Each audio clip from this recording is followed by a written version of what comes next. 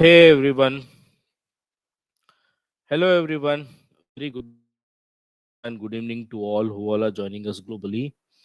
I am Partharu, Events and Program Manager for Microsoft Reactor Bengaluru, and yes, welcome you all to yet another episode of Copilot Chronicles. Today's events hosted by Kamal Shri and our guest speaker Raja Jain. But before we start our today's event, let's go through our code of conduct. We are all here to learn together, participate together. So please be respectful of other people's views, understanding the differences, be kind and considerate in a way we all engage.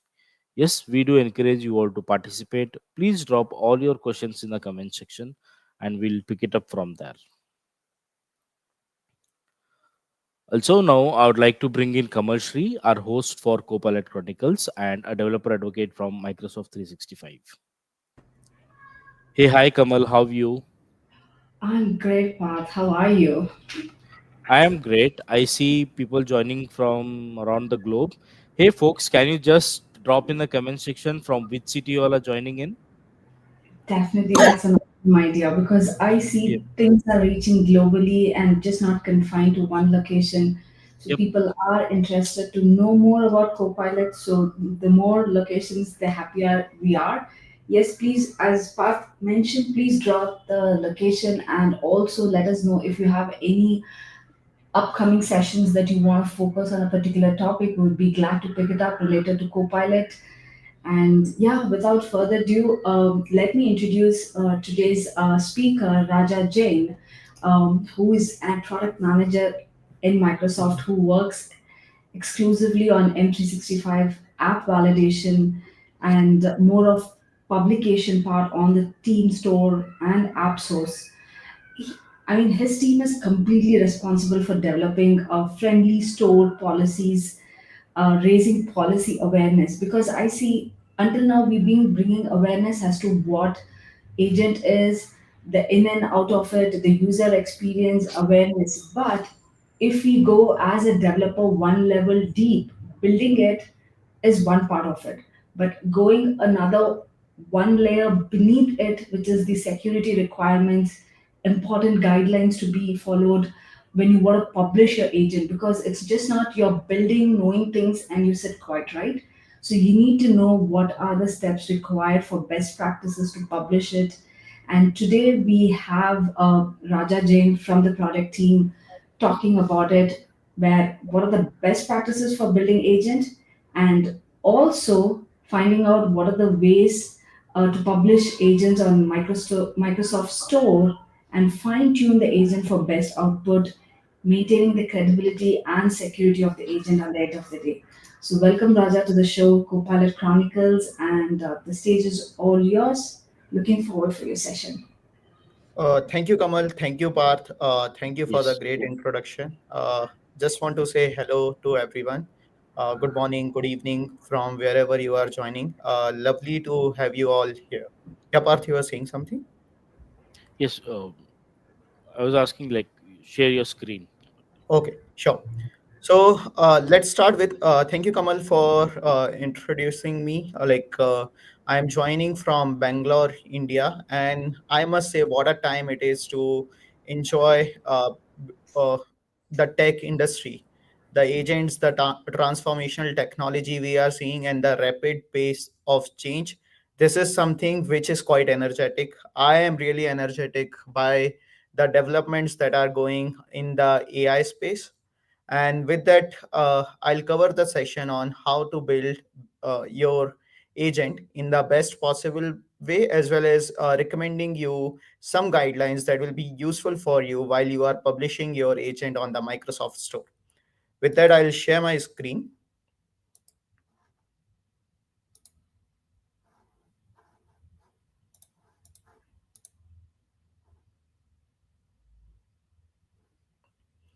I hope it is visible.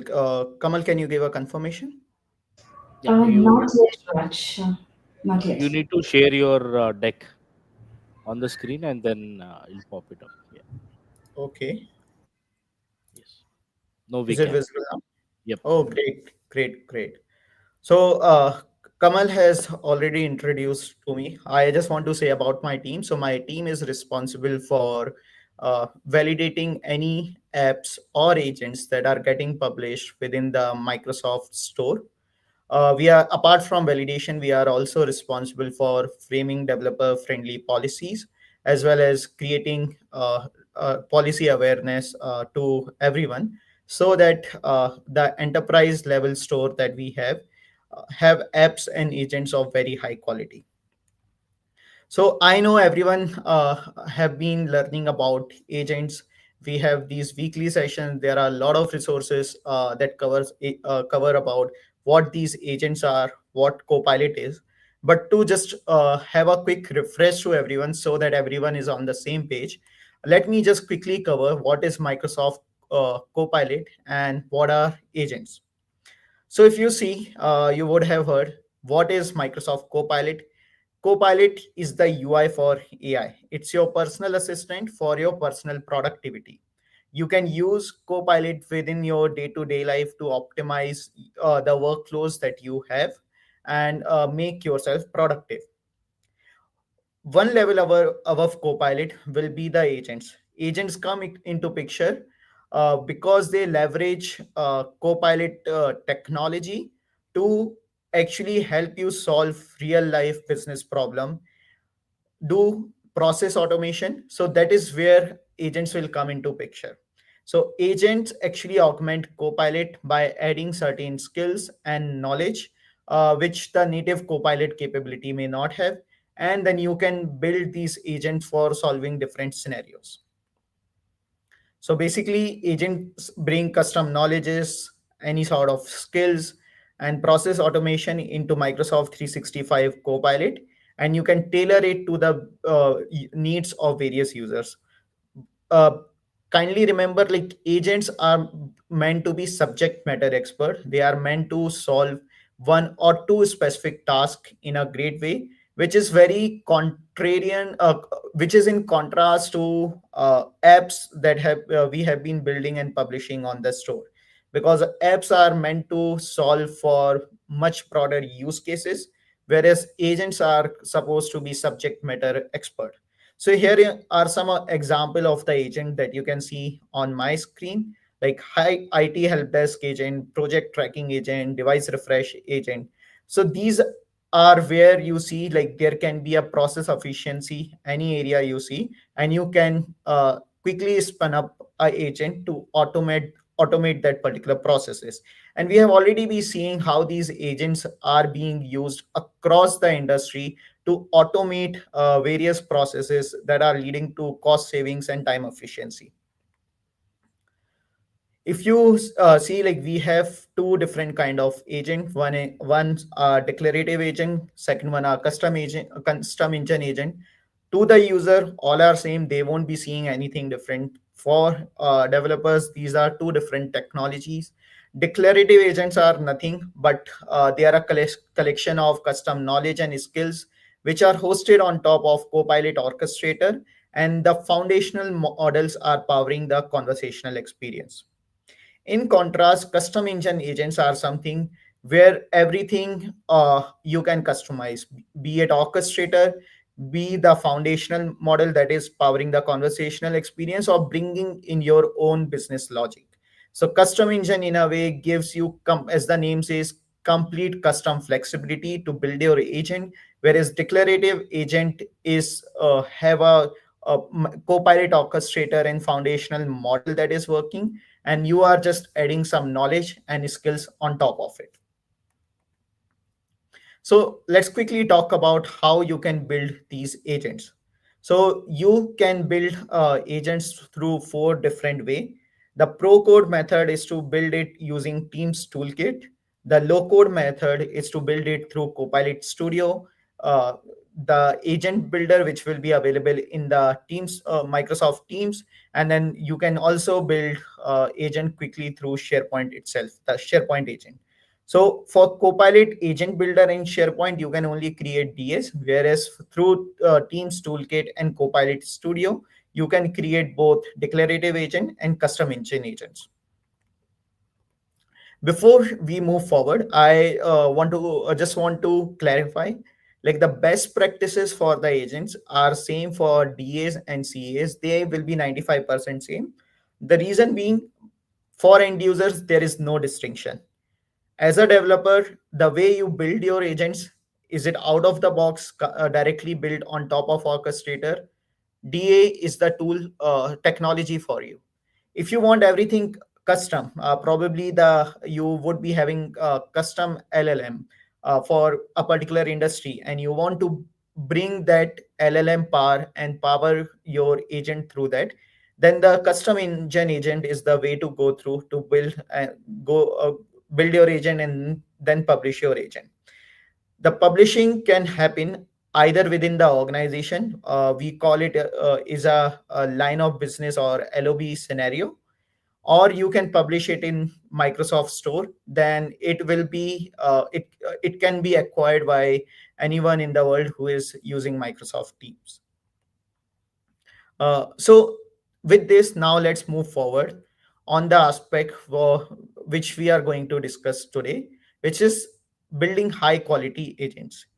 Building a high quality agents have couple of great tips, and they can be bucketized into five different buckets: user awareness, user experience, engagement, any sort of technical requirements, and finally the security requirements.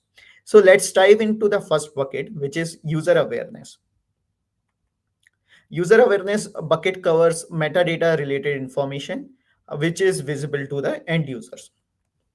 So the first thing, when any user will land onto the store, they will be seeing your name, logo, and short description. Make sure your name, logo, short description, they are unique, consistent, and they are communicating the value proposition. The short description should communicate your value proposition within 7 to 9 words.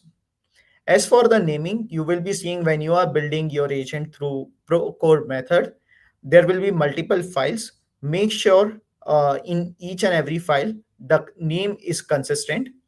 The name of your agent is consistent in all of these files. Once user click on any of the agent, the next thing they will see is the agent description. This description is important so that user can understand the value proposition and the details of your functionality that the agent will be providing. There are some certain do's and don'ts, and the best practice here is to follow. You should match the user intent. It should be you should be using natural language. You should not be using any sort of instructional phrases like if the user says X, ignore, delete, something like this. It is a best practice to also include some of your sample prompts which will work for your agent right in the description itself, so that user can understand the value that your agent is providing. Also, refrain from using any sort of marketing jargon like "we are number one," "amazing," or "the best in the industry." A really great description not only help uh, user to understand the value proposition of your agent quickly, but it also help Copilot in answering and finding the relevant information related to your agent. And one more thing, also highlight the important keywords that are likely to be searched. It just help in finding the right result. Next comes, like, description will tell the user value proposition in a textual way, whereas screenshot and videos communicate the same thing visually. You can add up to 5 screenshot, and if you are planning to publish your agent, please do include in screenshot for that agent. As for the videos, you can use videos to cover different user scenarios that your agent support.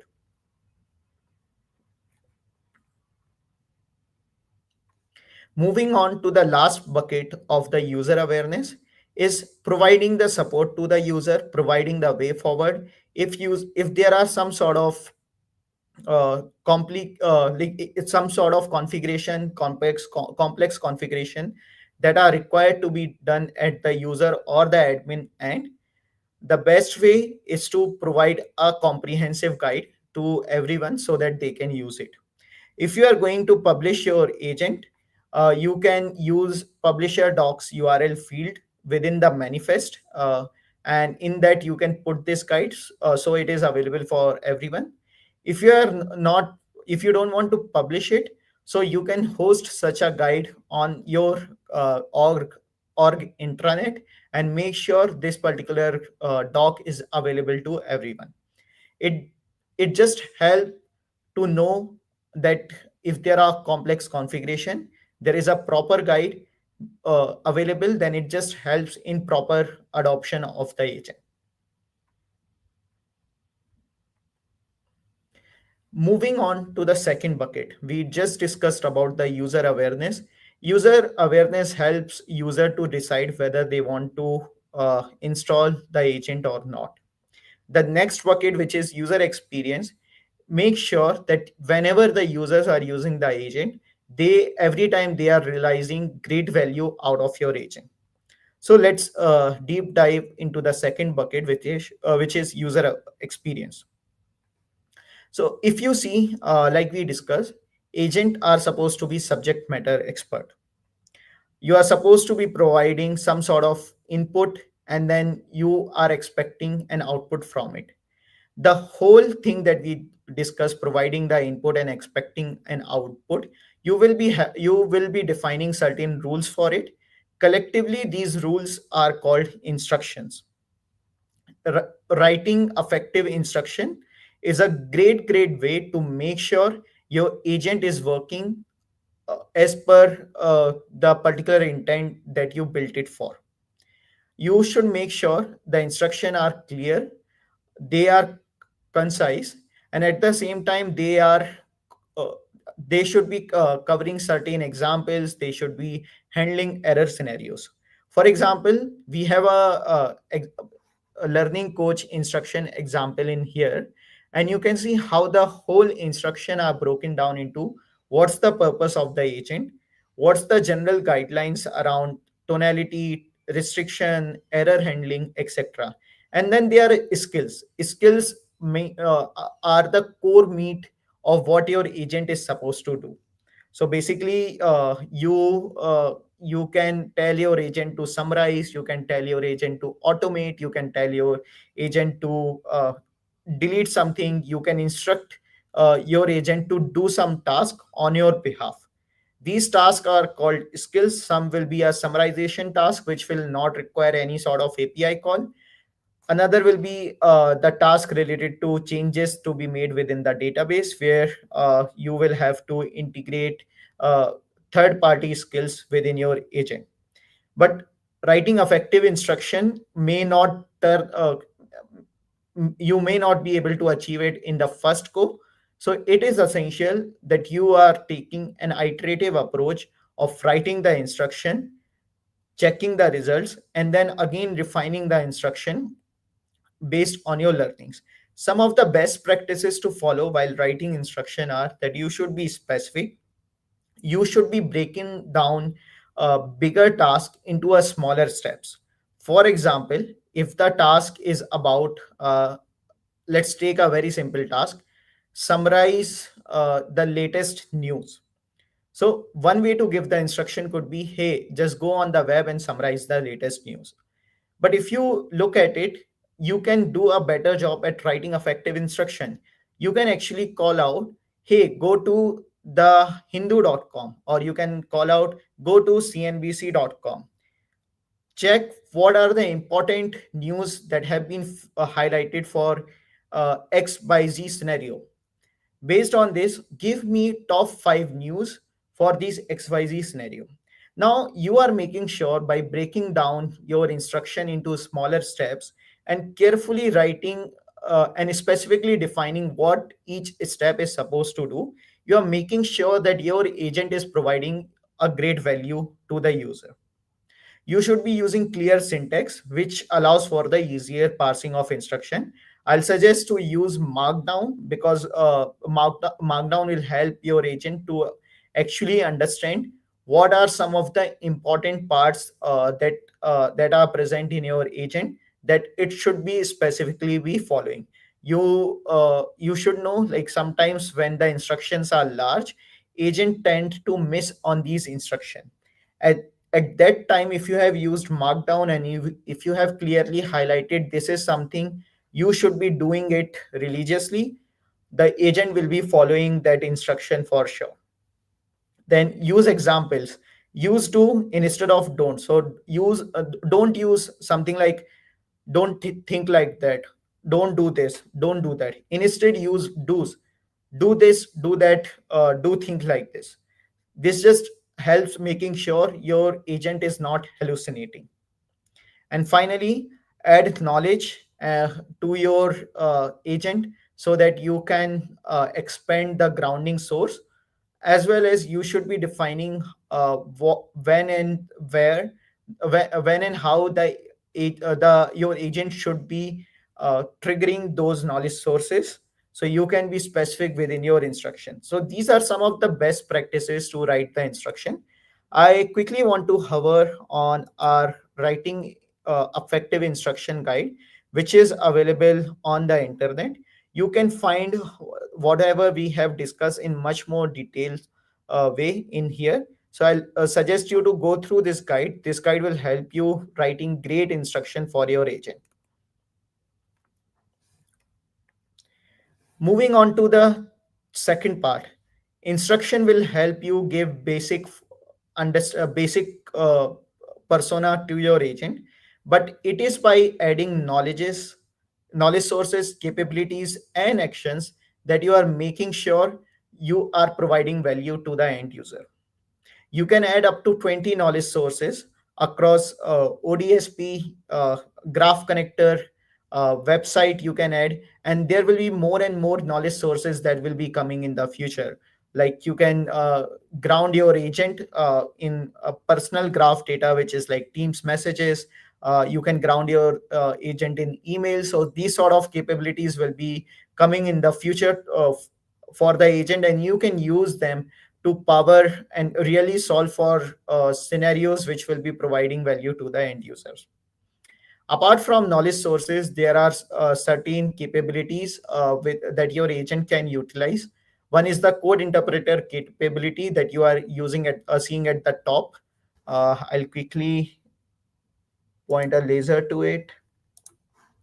So this is a code interpreter capability that you can add to your agent.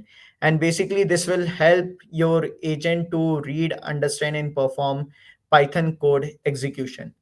As you can see, the prompt was uh, graph for first 20 numbers of the Fibonacci sequence. And using the code interpreter capability, Python is running at the backend. The Copilot was able to generate the graph. You can enable the same capability within your agent so that your agent is able to perform high level advanced computing tasks.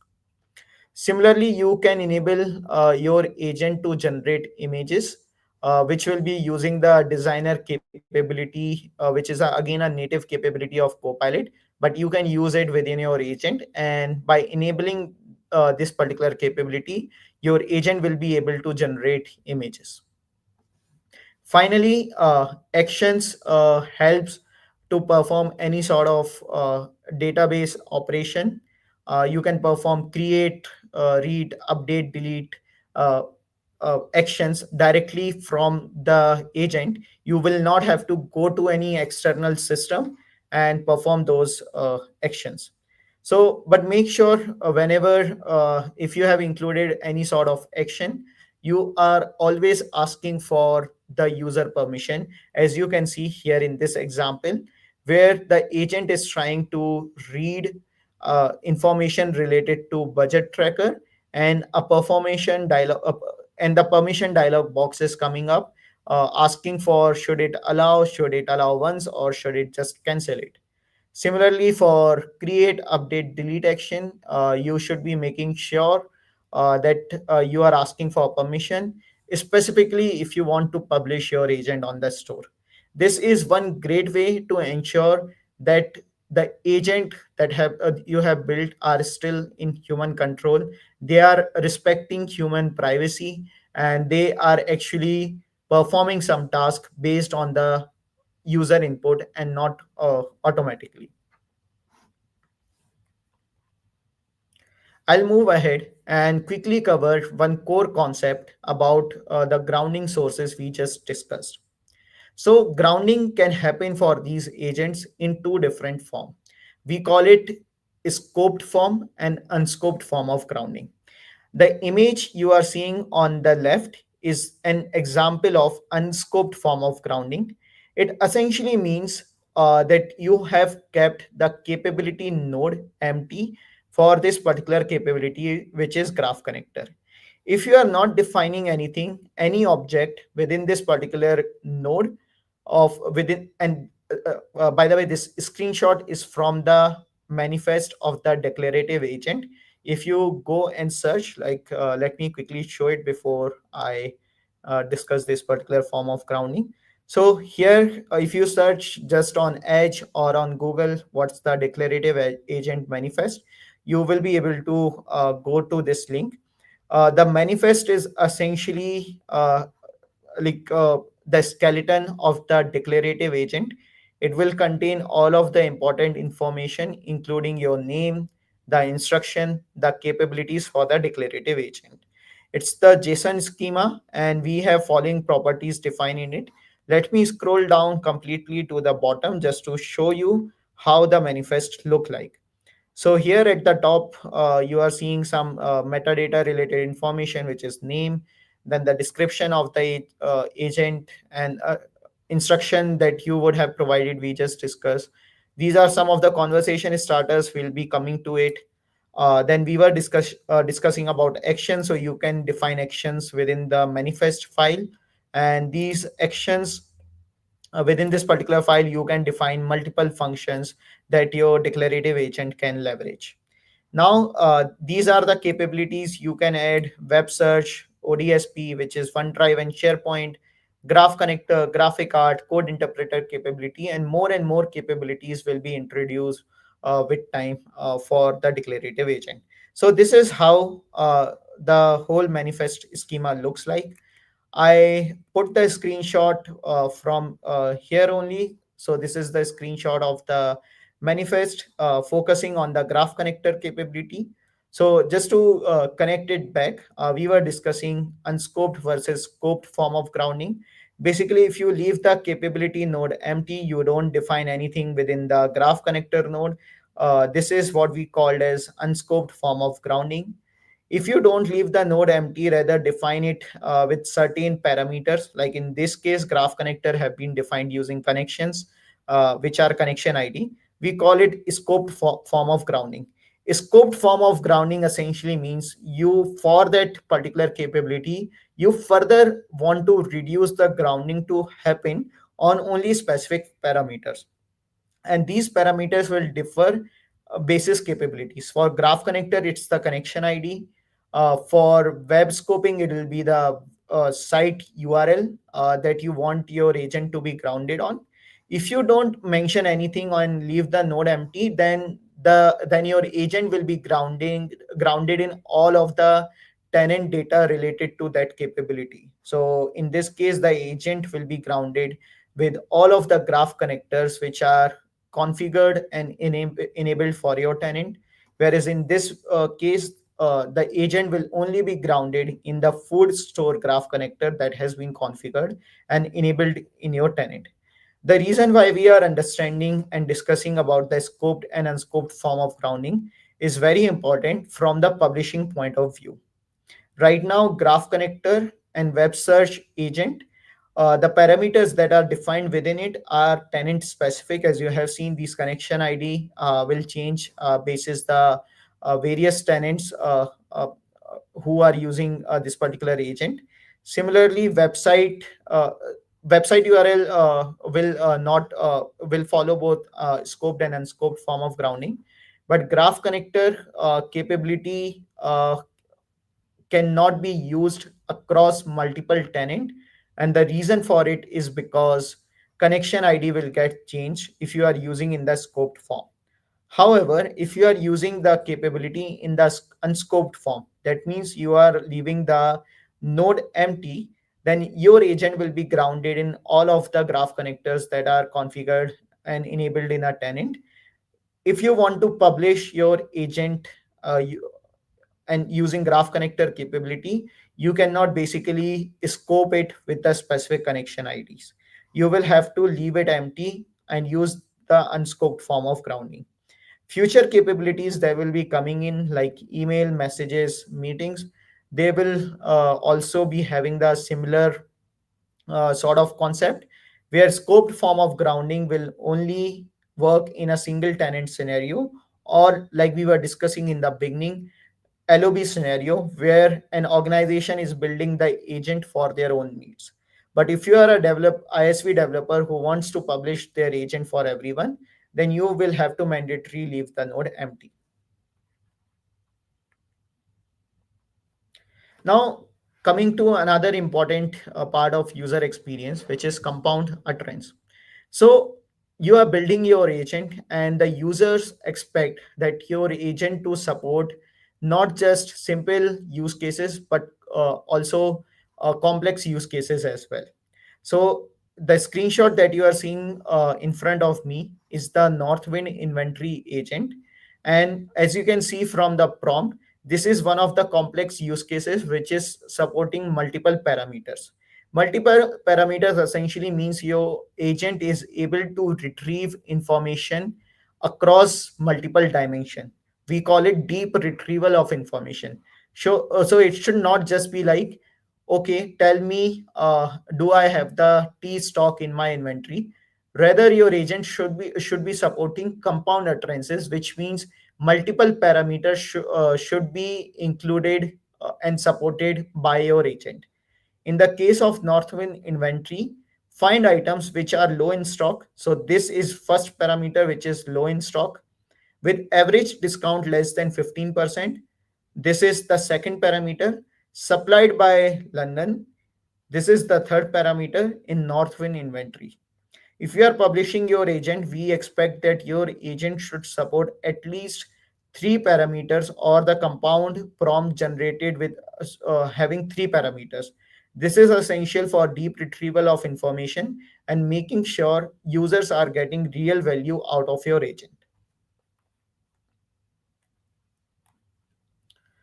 Again, coming to an important entity or the important part of the whole experience, which are citations.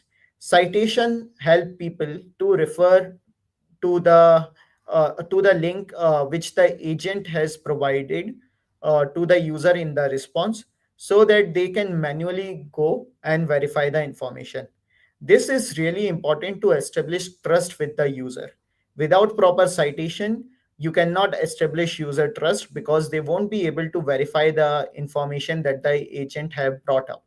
So citations are real important for your agent.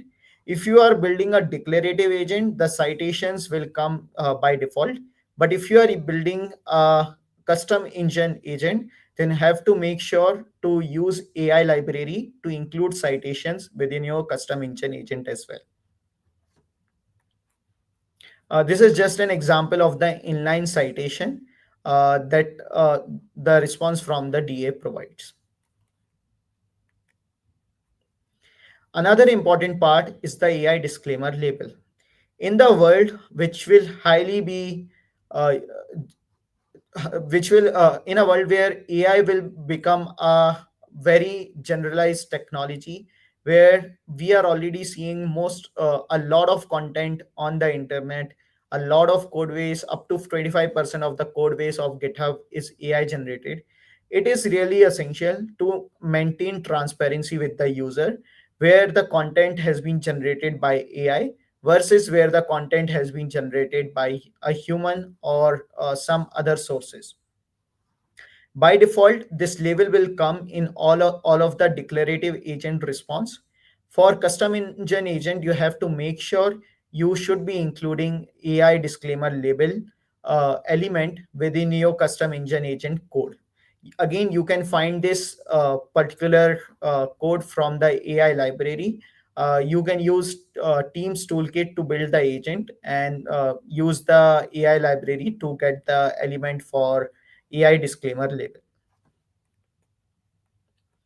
Finally, the last part of user experience will be to will be to give people a way where they can register the feedback on the responses they are receiving. Feedback buttons are a great way to make sure whether the agent that you have built is actually providing value to the end user or not. It will help you to also iterate fast on your agent, baking in the real feedback from the real humans, so that you can make sure you are actually solving for the actual use cases that people want to solve. And if there is any issue in the response, you can quickly fix it. So these buttons will be available in the declarative agent by default. For custom engine agent, again, you will have to use AI library. One thing that I want to cover, which is related to the actions that we discussed on this slide, I covered the part of where the agent should be explicitly asking for the permission before it is making any of the correct calls. So again, I want to emphasize on this part. If you are going to publish your agent, this is really important that you are making sure nothing gets changed without user permission. Uh, One just technical nuance that I want to cover. For the read operation, you can still allow uh, a permission screen where people can click on always allow option. So when this will happen, so for any future read calls, they would not have to give any further permission. But for any CUD calls, you cannot use always allow within your permission screen. You will always have to give the permission box in this particular format, where only two buttons will be available, which are confirm and cancel. Always allow button should not be there for any CUD based API calls that your agent will be making. We have discussed first two buckets, which are user awareness and user experience. Awareness will help in the adoption, experience will help that people keep coming back. Then the third bucket is user engagement. If people are landing on your agent, what are they going to do?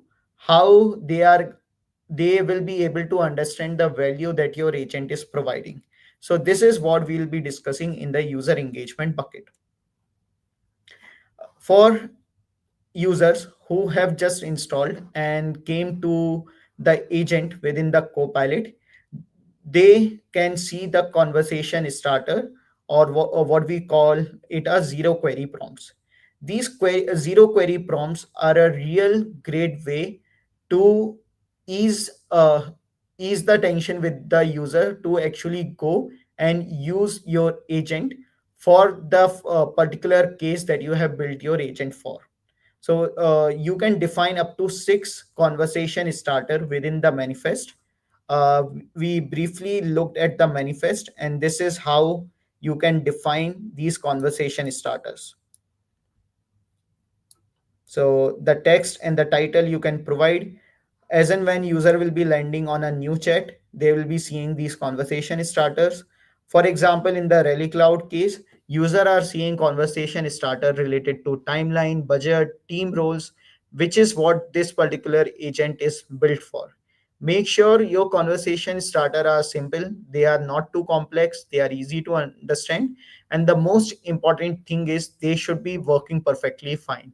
It is a very poor experience for the user if they are landing onto your agent and using any of the conversation starter and they are getting any error or not a good response. So make sure functionally conversation starters are working well, they are providing real value to the users, they are simple and not too complex. For declarative agent, conversation starter field is there. For custom engine agent, you can define this within the bot command. Once user start any sort of conversation, the conversation starter that you are seeing in red, they will go, but they'll still be accessible to through this pill that you are seeing here, which is view prompts. So your conversation starters are always there to help your users and guide them, helping them navigate and realizing the value from your agent really quickly. So these conversation starters are helpful whenever a new chat is getting started. Then we have another thing which is called suggested prompts. These suggested prompts comes when you are actually in conversation with the agent.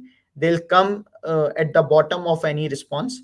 In the case of declarative agent, this is provided by the platform. So platform will be providing the next prompt that the user can use based on the history of interaction and the last response. So platform can provide, and for the custom engine agent, you will have to define this within the code. This was about the engagement part, zero query prompt and the suggested prompt. Both are great ways to help user quickly get started in using your agent. Conversation starter are great for new users. Suggested prompts are great for existing users who are in flow of communication. So instead of typing, the agent itself is suggesting the next step to them. So they don't have to type all the way through and then get a response. So we have discussed these best practices about awareness, experience, and engagement. Now let's discuss about the best practices for technical requirements. So there are in total six technical requirements that you should be following. The manifest schema version that you should be using should be above 1.13. You should not be using manifest schema version anything below this. Uh, you can use 1.13, but better to use the latest manifest version schema so that your agent can support the latest and new features that have been launched. And uh, and you should be following the content security policy CSP headers, making sure required frame ancestors are included within your CSP headers. Also, your agent should be compatible across multiple surfaces. We have so many surfaces where your agent will light up. Microsoft Teams, mobile, desktop, web, copilot.microsoft.com. Then we have Word, Excel, PowerPoint, uh, Outlook. More and more surfaces will come, and your agent will be lighting up everywhere. So you should be making sure in your internal testing that agents are fully responsive, fully functional on all of these surfaces.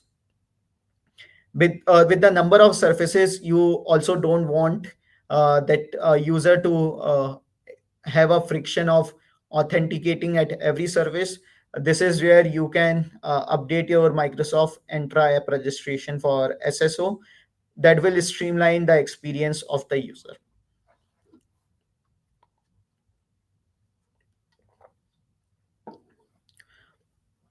Another important aspect is the response time.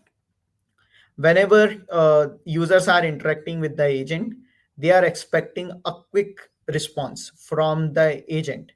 And that is where you should be making sure that your response time must not exceed 9 seconds for 99%, 5 seconds for 75% cases, and 2 seconds for 50%. This is what the benchmark is for the store published agent. If you want to publish your agent in the store, this is the benchmark that you'll have to follow. As for the reliability, which is again a very important part, that your agent should have 99.9% availability. That means for 1,000 calls, agent should be responding back with the meaningful response in 999 scenario. Having great reliability, less response time helps build credibility with the end user. This makes sure that the end user is coming back again and again. They are getting a great experience out from the agent almost every time in a quick way. So that's why these last 2 points are very important for the adoption of your agent. Now moving on to the security and trust. Again, this is really important.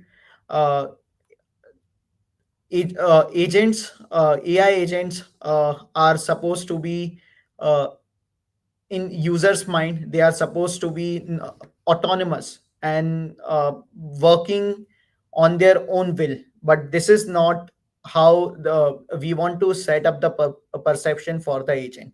So that is why security and trust comes in, because your apps that you are building, agents that you are building, will be used by the enterprises, and enterprises works on trust, enterprises works on security. That's why you have to make sure your agent is secure and trusted. So you should not be using any top level domains such as .com, .in, .org as the valid domains. In fact, you should not be using .onmicrosoft.com as a valid domain. This again is a screenshot from the manifest file. Here is where you can define valid domains. You should be making sure only the domains that you have the ownership on, you should be mentioning only those domains in here. Should not be mentioning any of the top level domains like .com or .in, or any domain which are Microsoft owned. There is a API requirement as well. You must make sure that you are using HTTPS with TLS 1.2 or higher. You must also make sure there is no URL redirection, and the API that you have provided, it should be the one who is giving a response, and there should not be any sort of redirection. And another thing is actual API call must be served from the same domain or subdomain as the root domain verified for the developer. So the root domain that have been verified here, so actual API call should be made from that domain or the subdomain. We have some great compliances program in place. The level one program is the publisher attestation, where you attest by yourself that you are following the general data handling, security, and compliance information. This is how, if any app have attested to it, this will directly light up within the store itself, and it is a great indicator for the admins that attestation have been done for it, and they should be these apps or agents are fine to be used within the enterprises. Level 2 certification is recommended for the apps that have high level of governance. This is little tedious. In here, independent quality analyst will be checking your data handling practices. Once they have checked through it, they will be generating a certificate for it. Again, this certificate will light up in the store, and this is another great way to make sure that you are communicating to the admins of an your potential customer organization that this is a perfectly safe app or agent to use. These are some of the useful links that I want to leave you with. We have a very thriving Stack Overflow developer community. Community helps in answering question related to various guidelines. It helps in it helps you in finding solution to problems where you are stuck on certain part of code, or in certain sort of policy, or in certain sort of processes. Our team is also very active on the Stack Overflow community. So if you are tagging us in here, you will be getting a response from us on that particular issue. Another great document that all of you should be referring to if you are thinking of publishing your agent on the store is the agent validation guidelines that we have on again available on the web. I'll quickly go to the guidelines. Whatever we discuss are also part of the guidelines. There are some more guidelines to it. Like this particular document covers in great detail what the important guidelines to follow if you are planning to publish your agent on the store.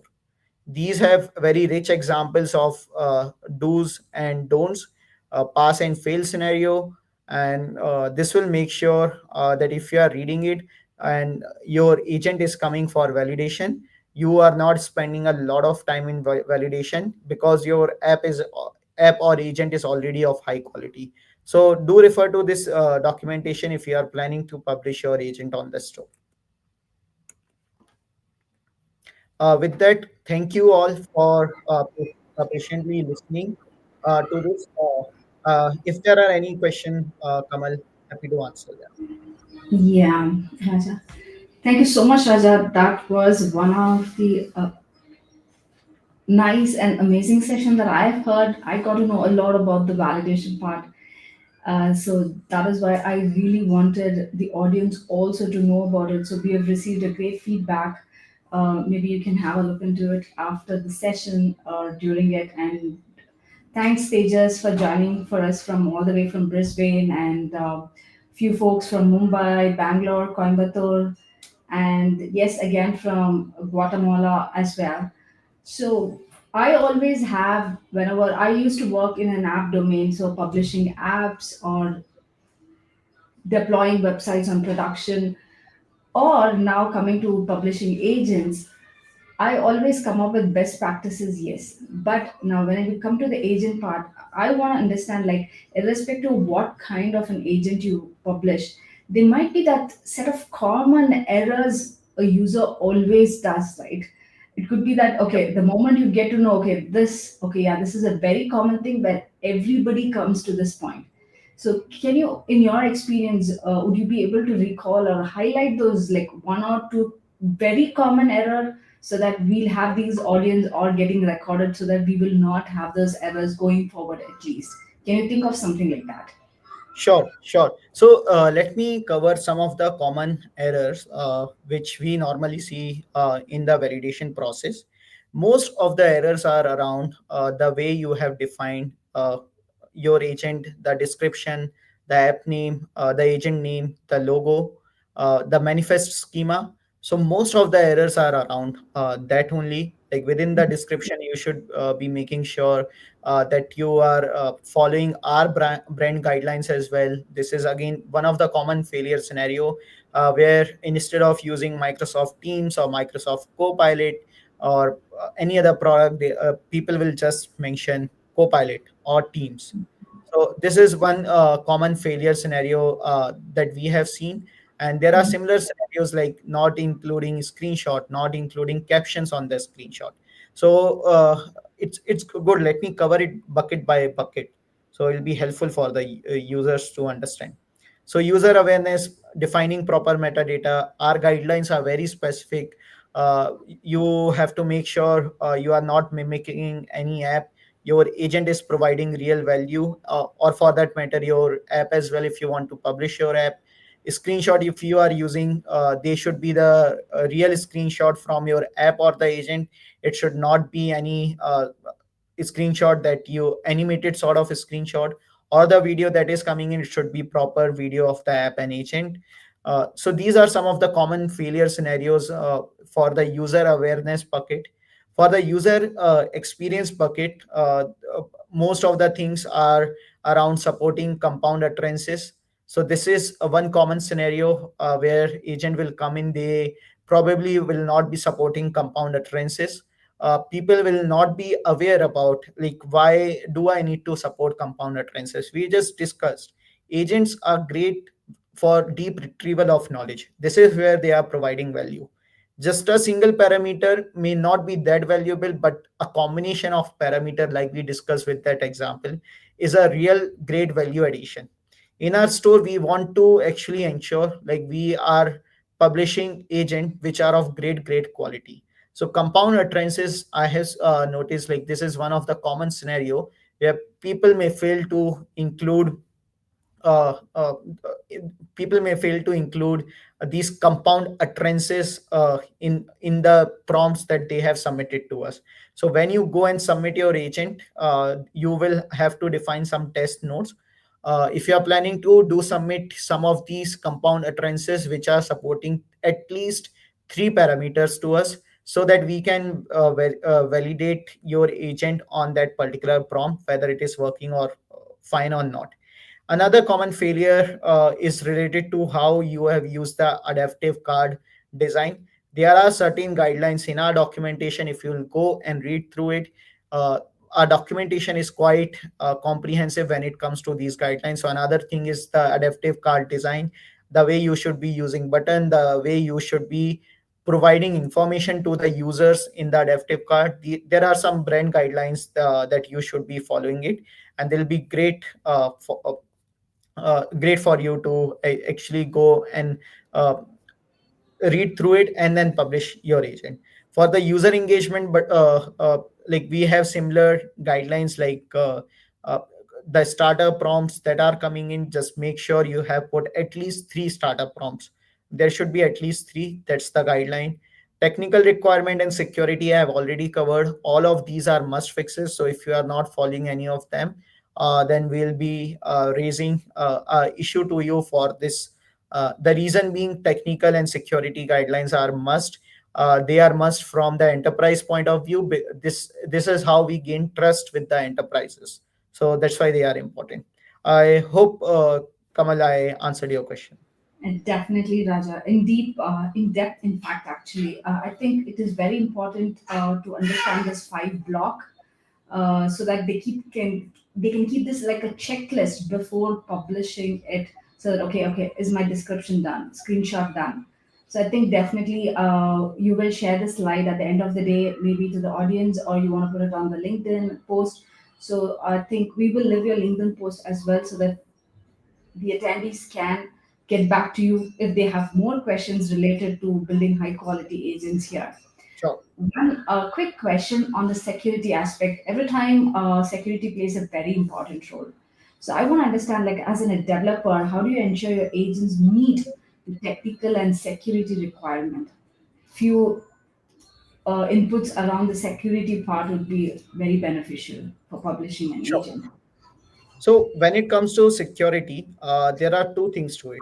One is like you is about the data aspect, like the way you are handling the data, whether you are the right partner or not. The second is about the safety aspect of the enterprises. I've already discussed the like the secure data handling part, which is like you should be verifying your domain properly, and then any the way these agent works, especially declarative agent, a lot of hard work of maintaining security is done by Microsoft itself. So Microsoft makes sure that any sort of sensitive information is not going to any third party system without user permission. Microsoft ensures that your sensitivity level that are there within the document, the ACL list, access control list, it is honoring that list. So a lot of hard work of data handling is already being taken care by Microsoft for the declarative agent. In security, domain ownership is must, and the way you can communicate all of the data handling practice, you can use publisher attestation. Coming to the enterprise safety part, your agent should also ensure that it is not responding in a harmful way to any of the prompt. So this is where we also check, we call it responsible AI principle. We will be checking and scrutinizing your agent for harmful content, whether it is responding with any sort of violent post, whether it is responding with any sort of wrong content. You can actually check some of these harmful thing written here. What let me just quickly see. Okay, it's not here. I'll be sharing this either in the post on LinkedIn, but basically harmful means like you should not be your agent should not be responding in a way which may incite violence, may not be may disrespecting certain audience, certain religion group, certain people. So agent should not be responding in that way. And third is that your agent should be having a enterprise level response and uh, enterprise level functionality. So you should be building your agent for the enterprises solving their use cases. Totally agree, Raja. Definitely. I think whether it's an app, a website, or an agent, I think it should abide by the laws and few of the security measures it has to take care, or else definitely there would be a failure to upload or publish it on the store. Yes. Yeah. So totally agree. So we will leave these link in the description or in the comment section or on the YouTube, and we will share the deck as well. And yeah, thank you so much, Raja. That was a wonderful session. Definitely looks like we might have come up with another part two where you can show us a live demo as to how to publish a sample agent so that people really know the process in and out of it. So if you're interested to do that, just leave a comment and let us know what kind of an app, or if you already have an app, or any errors that you get when you're publishing the app. So we would be glad to have Raja or his and his team members join the another season or another session on the Copilot Chronicle, showing us a very live demo of it. So thank you, Raja, for joining in again, and thank you so much for the great host part. It was great having you folks again. Thank you so much. Thank you, everyone. Thank you, Kamal and Parth, for hosting me. Thank you, everyone, for your kind time and patiently listening to me. If you are going to publish your agent, my team will be happy to have it validated and making sure your agent is really providing a great value. You are unlocking great value for the users. So my team will be helping you in that. Just want to highlight, like, my team also provide a email concierge service to help you fix each and every issue for the agent if you are planning to publish your uh, agent on our store. Thank you so much, Raj. Thank you, everyone. Thank you everyone.